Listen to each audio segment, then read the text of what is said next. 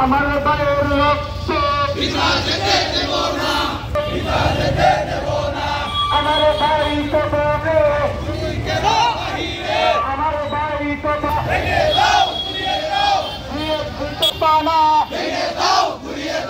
আমার ভাইয়ের রক্ত সরলা মনের তবলিগি আমাদের ভাইরা আমরা হঠাৎ এখানে এসেছি, কি কারণে জমা হয়েছি আপনারা সকলেই জানেন।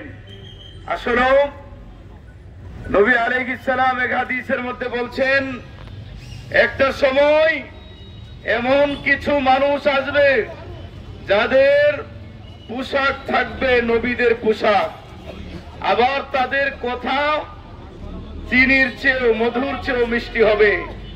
কথা ভালো করে খেয়াল করবেন, নবীজি বলছেন পোশাক পরবে নবীদের পোশাক, আলেম উলামাদের পোশাকেই তারা পড়বে, তাদের কথা হবে চিনির চেয়ে মিষ্টি, মিষ্টি মিষ্টি কথা বলবে, কিন্তু তাদের অন্তর হবে হিংস্রের চেয়েও আরো মারাত্মক।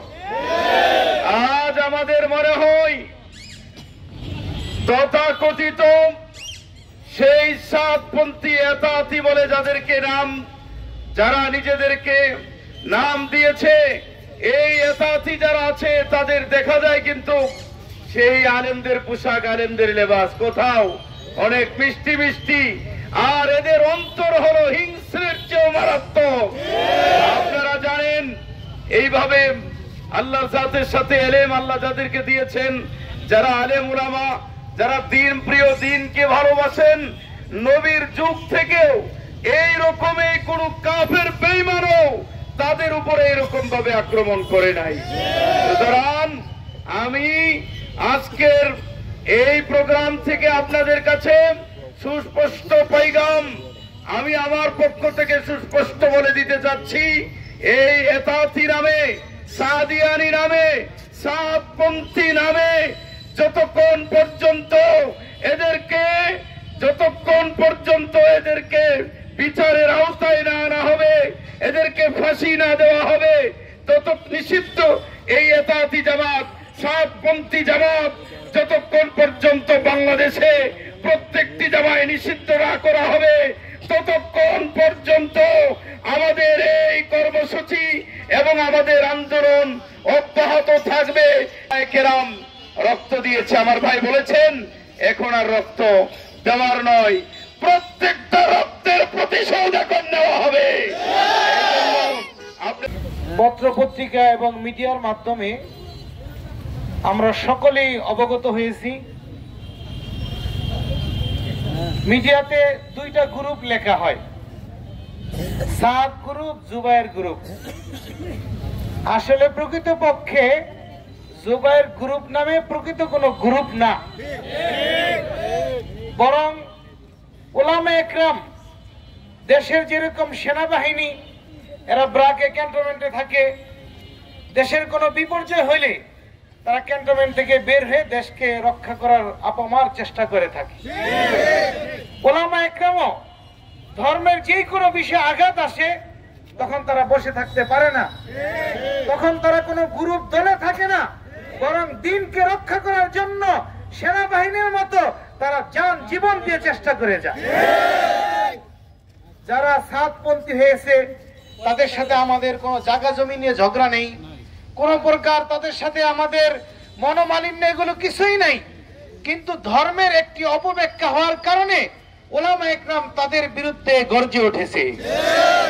কিন্তু তারা ভুল বুঝে সেই ভুলের উপরেই থেকে এখন যারা সঠিক ন্যায় পথে, হক পথে চলে, শুধু উলামা একরাম না, তৌহিদি জনতা যারা সত্যকে বুঝে তাদেরকে এই দুনিয়া থেকে বিদায় করার জন্য তারা চেষ্টা করতেছে। তার একটা জ্বলন্ত প্রমাণ আজ গত রাত্রে, মধ্যরাত্রে সেই 4 জন তৌহিদি জনতা মুসলিম তাদেরকে হত্যা করেছে। তারা শহীদ হয়ে গেছে, কিন্তু হত্যাকারী হিসাবে কিয়ামত পর্যন্ত ওই সাতপন্থীদের নাম তাদের সাথে লেখা থাকবে।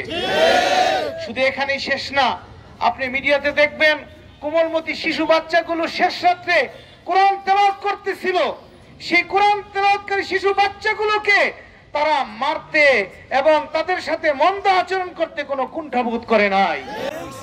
যতদিন এই খুনিদের বিচার না হবে তৌহিদি জনতা রাজপথ ছাড়বে না, রাজপথ ছাড়বে না, রাজপথে আছি ইনশাল্লাহ, ভবিষ্যতেও থাকবো।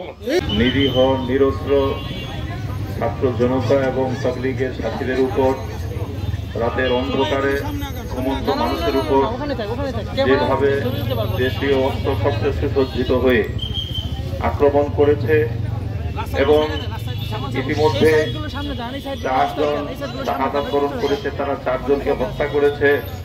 অসংখ্য অগণিত দিনদার তাবলীগের সাথী এবং আমাদের ছাত্র ওলামায়ে কেরামকে আহত করেছে, তারা আহতরা চিকিৎসাধীন রয়েছে। শুধু একটি কথাই বলতে চাই, আপনাদের বিবেকের কাছে প্রশ্ন, আপনারা জানেন যে তাবলীগের পরিচয়টা কি? তাবলীগের পরিচয় হলো, যদি কেউ কোনো তাবলীগের সাথীর গায়ে আঘাত করে তারপর সে আঘাতকারীকে প্রশ্ন করে যে আপনি কি শান্ত হয়েছেন নাকি আমাকে আরেকবার আঘাত করলে শান্ত হবে। এক গালে যদি থাপ্পড় মারে আরেক গাল সামনে তার সামনে উপস্থাপন করে যে আপনি আরেকটি থাপ্পড় মেরে তারপরও শান্ত হন, শান্ত হন। এটাই আমরা জানি তাবলীগের পরিচয়। আমরা বিশ্বাস সেবায় অংশগ্রহণ করি, আমরা সেখানে দেখতে পাই একজন আরেকজনের উপর পাড়া দিয়ে যাচ্ছে এবং একজন আরেকজনকে নিজের উপর অগ্রাধিকার দিচ্ছে। এটা হলো তাবলীগের পরিচয়। এবং তাবলীগের যে 6টি উসুল রয়েছে, এর একটি হলো ইকরামুল মুসলিমিন, অর্থাৎ মুসলমানকে একরাম করা, সম্মান করা, শ্রদ্ধা করা, বিপদে তার পাশে দাঁড়ানো, তাকে কষ্ট না দেয়া। কিন্তু আপনাদের বিবেকের কাছে প্রশ্ন, এই সন্ত্রাসী সাত বাহিনী আজকেই শুধু নয়, এর আগে 2018 সালের 1 ডিসেম্বর তখনও তারা টঙ্গীর ময়দানে ওলামায়ে কেরাম, ছাত্র জনতা এবং নিরীহ তাবলীগের সাথীদেরকে সেদিনও তারা হত্যা করেছে। অসংখ্য অগণিত ওলামায়ে কেরাম এবং তাবলীগের সাথীকে তারা আহত করে এরপর হাসপাতালে পাঠিয়েছে। আজও পর্যন্ত আমাদের অনেক আলেম ওলামা, অনেক হাফেজে কোরআন মুফতি সাহেব এবং তাবলীগের সাথীরা অন্ধত্ব বরণ করেছে, অন্ধত্ব বরণ করেছে, এখনো তারা সুস্থতা পুরোপুরি ভাবে লাভ করতে পারে নাই।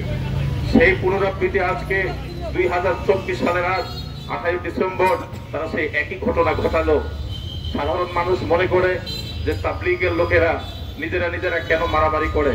বিশ্বাস করেন এবং আপনি নিজেদেরকে বিবেককে প্রশ্ন করেন, যেই তাবলীগের শিক্ষা হলো মানুষের উপকার করা, মানুষের পাশে দাঁড়ানো, কারণ তারা আক্রান্ত হলেও তাকে ক্ষমা সুন্দর দৃষ্টিতে দেখা। কিন্তু যারা মানুষকে হত্যা করে, যারা আলেম ওলামাদেরকে হত্যা করে, যারা আলেম ওলামাদেরকে আহত করে, এই ধরনের সন্ত্রাসী কি কখনো কশ্চিন কালেও কোনোদিনও তাবলীগের সাথী হতে পারে? নিঃসন্দেহে সাতপন্থী সন্ত্রাসীরা এরা কোনোদিন তাবলীগের সাথী হতে পারে না। এবং কিছু কিছু মিডিয়া তারা এই কথাটাও বলেছে যে সেখানে নাকি তাবলীগের 2 গ্রুপ মারামারি করেছে। কিন্তু আপনারা মিডিয়া চেক করে দেখেন, আপনারা যাচাই বাছাই করুন এবং সেখানে দেখুন যে আমাদের তাবলীগের সাথীদের পক্ষ থেকে তাদের উপর কোনো ধরনের আক্রমণ করা হয় নাই। একতরফাভাবে তারা আমাদের সাথীদের উপর আক্রমণ করেছে, আমাদের সাথীদেরকে হত্যা করেছে এবং আমাদের সাথীদেরকে আহত করেছে। সুতরাং সুস্পষ্ট ভাষায় বলতে চাই, সন্ত্রাসীর কোন দলীয় পরিচয় থাকতে পারে না, কোন সন্ত্রাসীর কোন ধর্ম পরিচয় হতে পারে না, কোন সন্ত্রাসী কোনদিন মুসলমান হতে পারে না। এই সন্ত্রাসী সাত বাহিনীর পরিচয় একটা, তারা দেশের শত্রু, তারা ইসলামের শত্রু, তারা মুসলমানের শত্রু, তারা আমাদের জানের শত্রু। অন্তর্বর্তীকালীন সরকারকে পরিষ্কারভাবে জানিয়ে রাখতে চাই, এই হত্যাকাণ্ডে যারা নেতৃত্ব দিয়েছে, অনতি বিলম্বে যদি এদেরকে দৃষ্টান্তমূলক শাস্তি দেওয়া হয়, সর্বোচ্চ শাস্তি ফাঁসির দণ্ডাদেশ কার্যকর করা হয় এবং এই সন্ত্রাসী বাহিনীর সাথে যারা সম্পৃক্ত রয়েছে, যেভাবে সহযোগিতা করেছে, প্রত্যেকটা সাতপন্থীকে আইনের আওতায় এনে সর্বোচ্চ শাস্তি বাস্তবায়ন করতে হবে।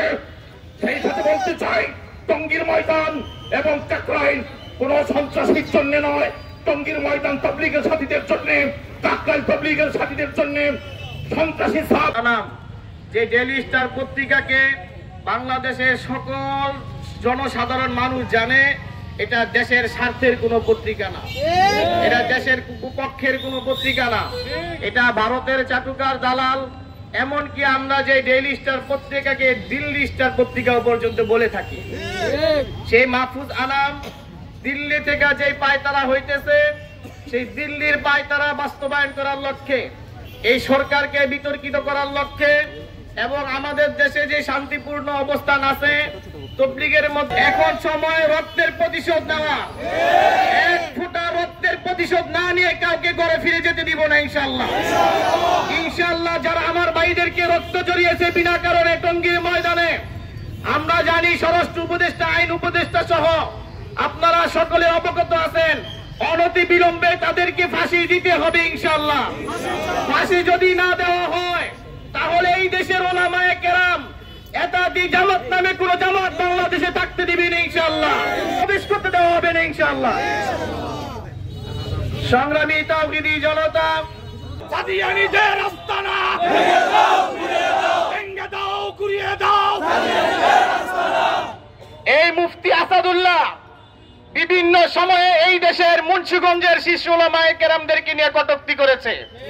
সর্বশেষ টঙ্গী ইজতেমা নিয়ে যে কটূক্তি হয়েছে, গত কয়েক মাস আগে, 1-1.5 মাস আগে দেশের শীর্ষ ওলামায়ে কেরাম আল্লামা মামুনুল হক, জুনায়েদ আল হাবিব, মুফতি মনির হোসেন কাসেমি, এত শীর্ষ বড় বড় ওলামায়ে কেরামকে নিয়ে তিনি ফেসবুকে কটূক্তিমূলক স্ট্যাটাস দিয়েছে। ওকে যদি অনতি বিলম্বে মুন্সিগঞ্জ থেকে বিতাড়িত না করা হয়, আমরা ওকে জুতা পিটা দিয়ে মুন্সিগঞ্জ থেকে বিতাড়িত করব ইনশাআল্লাহ। পাশাপাশি প্রশাসনের কাছে আমরা দাবি জানাই, কোট মসজিদটা কিন্তু কোন এতাতিদের মসজিদ না, এটা একটা সরকারি মসজিদ। এই মসজিদে সবার সমান অধিকার আছে। একতরফা ভাবে এই মসজিদে সাদিয়ানীরা কেন তাদের কার্যক্রম করতেছে? এই মসজিদে আর এতাতিদেরকে আমরা থাকতে দিতে চাই না ইনশাআল্লাহ। সংগ্রামী তাওহীদি জনতা, এ পর্যায়ে আপনাদের সম্মুখে গুরুত্বপূর্ণ বক্তব্য রাখবেন মুন্সিগঞ্জের কৃতি সন্তান, প্রবীণ আলেমে দ্বীন, উস্তাদুল আসাতিজা হযরত মাওলানা সাইফুল্লাহ সাহেব দামাত বারাকাতুহুম। সকলে দুরূদ শরীফ পড়ি। আল্লাহুম্মা সাল্লি আলা মুহাম্মাদিন ওয়া আলা আলি মুহাম্মাদ কামা সাল্লাইতা আলা ইব্রাহিম ওয়া আলা আলি ইব্রাহিম ইন্নাকা হামিদুম মাজিদ। আল্লাহুম্মা বারিক আলা মুহাম্মাদিন ওয়া আলা আলি মুহাম্মাদ কামা বারাকতা আলা ইব্রাহিম ওয়া আলা আলি ইব্রাহিম ইন্নাকা হামিদুম মাজিদ। এখানে অনেক সাধারণ মানুষ আছেন, সাংবাদিক বন্ধুরা আছেন, আপনারা একটু কথা বুঝার চেষ্টা করবেন। তাবলীগ এমন একটা কাজ, যেই কাজ মানুষকে পিঠ বুলিয়ে, হাতে ধরে পায়ে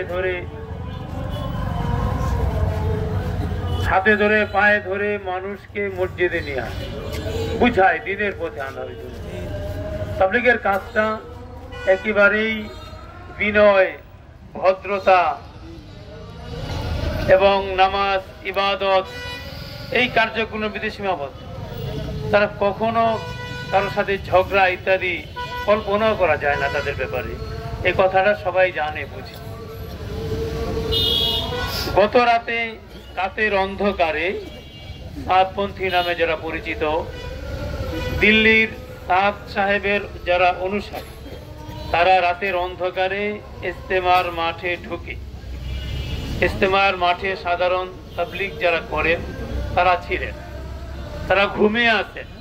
এই ঘুমন্ত মানুষগুলোর উপরে রাত 3:30টায় দেশীয় অস্ত্র নিয়ে এইভাবে হায়নার মতো, জঙ্গির মতো সন্ত্রাসী কার্যক্রম করে তারা হামলা চালায়। 4 জন নিহত হয়েছে। আপনাদের বিবেকের কাছে প্রশ্ন, যেই সকল লোকেরা এরকম কাজ করতে পারে তারা কিসের তাবে? নিশ্চয়ই এর আড়ালে কোন এজেন্ডা আছে তাদের, নিশ্চয়ই এর আড়ালে কোন এজেন্ডা আছে। নিশ্চয়ই তারা অন্য কোন কারো বিধর্মীদের এজেন্ডা বাস্তবায়ন করে। না হয় তাবলীগের কাজ করতে গিয়ে মানুষ খুন করা, আহত করা, এটা কোথায় পেয়ে? ফাজাইলে আমালের তালিম তারা করে। ফাজাইলে আমালের কোথায় আছে? মানুষকে হত্যা করা, মানুষকে আহত করা। সুতরাং তারা তাবলীগের লোক না। তাবলীগের লোক না যেহেতু, এই জন্য ইজতেমার মাঠে ওদেরকে যেন, আর সরকারের কাছে দাবি ইজতেমার মাঠকে যেন ওদেরকে ব্যবহারের জন্য, ইজতেমা করার জন্য সুযোগ না দেওয়া হয়। এবং আরেকটা দাবি সরকারের কাছে, সেটা হলো কাকরাইল মসজিদ যেন, ওর মসজিদে যেন ওরা ঢুকতে না পারে,